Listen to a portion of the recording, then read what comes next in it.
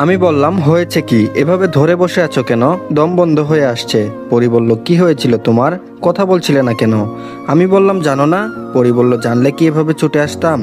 আমি বললাম আচ্ছা তোমার নামটা এখনো জানা হয়নি, তোমার নামটা যেন কি? পরি বলল তারিন।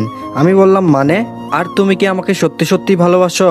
পরি বলল সত্যি সত্যি ভালোবাসি। আমি বললাম তাহলে একটা কথার জবাব কি পেতে পারি?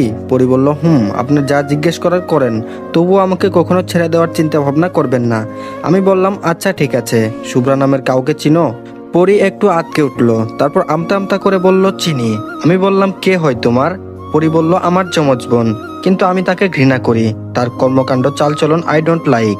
আমি বললাম তুমি জানো সে কি কি করে? পরি বলল কিন্তু আপনি তার সম্পর্কে জানলেন কিভাবে? আমি বললাম জানার অনেক মাধ্যম আছে। পরি বলল আপনাকে নিয়ে খুব ভয় হয়। আমি বললাম কেন? পরি বলল শুভ্না আপনাকে টার্গেট করেছে। আমি বললাম তুমি এখানে এসেছিলে কেন? পরি বলল আমার কথা শুনলে আপনি আমাকে ভুল বুঝবেন। আমি বললাম না বুঝবো না, তুমি বলো। পরি বলল আমার মাথা ছুঁয়ে প্রমিস করেন। আমি বললাম করলাম। আচ্ছা তুমি এখন বলো।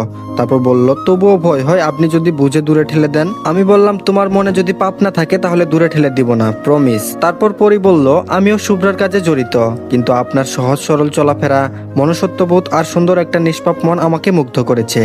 আমি বললাম এখনই দুই রকমের কথা বললে? পরি বলল কোথায় বললাম? আমি বললাম একটু আগেই তো বললে তুমি শুভ্রাকে ঘৃণা করো, তার কর্মকাণ্ডকেও। পরি বলল হ্যাঁ আপনি সঠিক বলেছেন, আমি এমনি এমনি এই পেশায় আসিনি। আমি বললাম কেন এসেছো? পরি বলল প্রতিশোধ নিতে।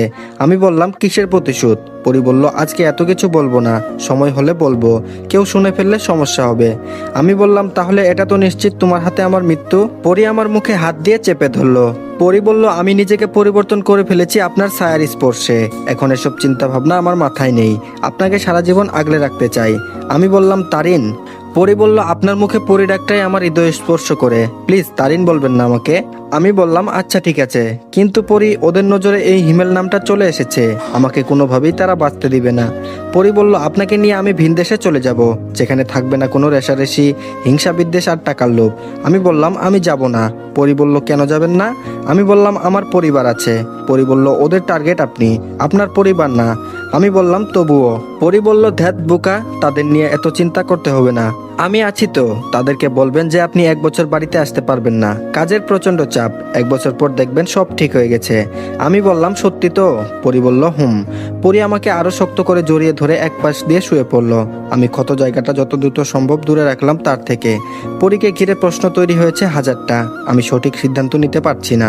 সকালে আনাস মেসেজ দিয়ে বলল সে নাকি মিশন শেষ হওয়ার আগে পর্যন্ত আমার সাথে কোনো প্রকার যোগাযোগ করতে পারবে না, কারণ সে যদি আমার সাথে যোগাযোগ করে তার নাকি আরো প্রবলেম ফেস হবে। শুধু আমার সাথে নয়, সে পুরো পৃথিবী থেকে বিচ্ছিন্ন, শুধু ইন্টারনেটের মাঝে তার বিস্তার থাকবে। তবে কোনো রকম নিজের লোকেশন কাউকে দিতে পারবে না, তার পরিবারের সাথেও না। তাই পড়ে গেলাম আরেক মহাচিন্তায়, এখন নিজের চিন্তা নিজেকেই করতে হবে, তাছাড়া কোনো উপায় নেই। পরির সাথে অন্যত্রে পাড়ি জমানোটা ঠিক হবে কিনা ভাবছি। এটা অবশ্য ঠিক হবে, জগৎ সংসারের আড়ালে চলে যায়, সেটাই বেটার। এই রঙিন দুনিয়া খুবই নিষ্ঠুর।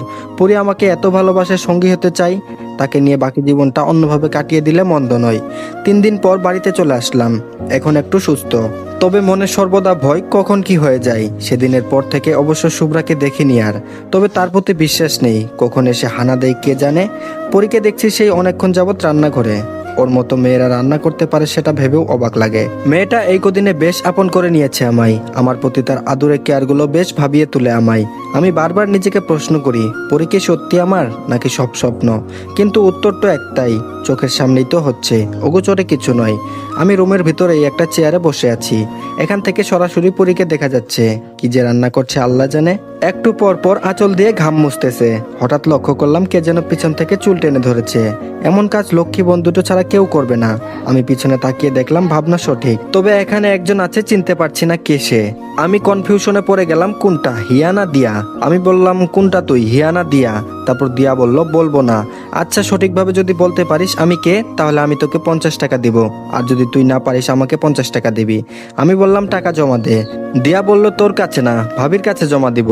আমি বললাম যা ডেকে নিয়ে আয়। একটু পরে দুজন আসলো, আমি বেশ কনফিউশনে পড়ে আছি আসলে কে।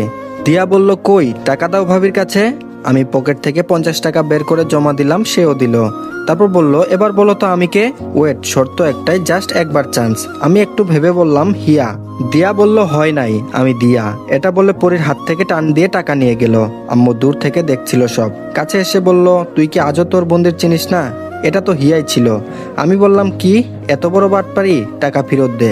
তারপর হিয়া হেসে হেসে বলল, হি হি, এত সহজ? আম্মু বলল, ওর হাতের 50 টাকাও তোর মানিব্যাগ থেকেই নিয়েছে।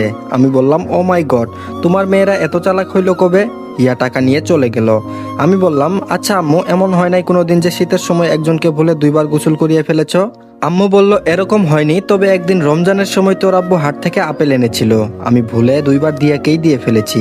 পরে হিয়া এসে বলল, আমার আপেল কই? আমি তো আশ্চর্য হয়ে রইলাম, বলে কি, এইমাত্র তো দিলাম। পরে দেখি দিয়া আপেল খেতে খেতে রুম থেকে বেরিয়ে এসে বলতেছে, আম্মু আমাকেই 2বার দিচ্ছ। আমি বললাম, হা হা হা, এই জন্যই তো বলছি দুজনকে 2 কালারের ড্রেস কিনে দাও। আমি এখনো সঠিকভাবে বলতে পারি না কোনটাকে। আম্মু বলল, তুই আর পারবিও না। বিকেলে বারান্দায় বসে বসে মোবাইলে গেমস খেলছিলাম। পরি এসে একটা চেয়ার টেনে আমার পাশে ঘেঁষে বসলো। আমি বললাম, কি ব্যাপার, মন খারাপ? পরি বলল, ছিল, কিন্তু আপনার পাশে বসে এখন মন ভালো হয়ে গেছে। আমি বললাম, 29 শতাব্দীর স্ত্রীদের মতো আপনি আপনি করছো কেন? পরি বলল, অপেক্ষায় ছিলাম কখন আপনি অনুমতি দেন তুমি করে বলার জন্য। আমি বললাম, অনুমতি পেয়েছো? পরি বলল, হুম। আমি বললাম, এখন বলো মুড অফ কেন? পরি বলল, আম্মু আব্বুর কথা মনে পড়ছে। আমি বললাম, তোমার আব্বু আম্মু তো তোমাকে অবহেলা করতো। পরি বলল, হুম। আমি বললাম, শুভ্রাকে আদর করতো? পরি বলল, না। আমি বললাম, কেন? পরি বলল, ওরা আমাদের আপন মা বাবা ছিলই না, তবে ছোটবেলা থেকে আশ্রয় দিয়েছে। আমি বললাম, অবহেলা করতো কেন? পরি বলল, আপন বাবা মায়ের মতো কেউ হয় না, আর তাদের একটা ছেলে ছিল, নাম অ্যালেক্স। আমি বললাম, ওরা অন্য ধর্মের ছিল? পরি বলল, না, তারাও মুসলিম ছিল। সে ছেলে ছিল নাস্তিক, তাই নিজের আসল নাম রবিন থেকে অ্যালেক্স পরিবর্তন করে। সে ছিল তার বাবা মায়ের কলিজার অর্ধেক। ছেলে যতই অন্যায় কাজ করুক না কেন, তারা সায় দিত। আমাদের এমন বদলে যাওয়া দিনটা আজও মনে পড়ে। আমি বললাম, বুঝতে পারলাম না। পরি বলল, বলছি 2 বোনের এমন পেশায় আসার একটা অদ্ভুত কারণ আছে।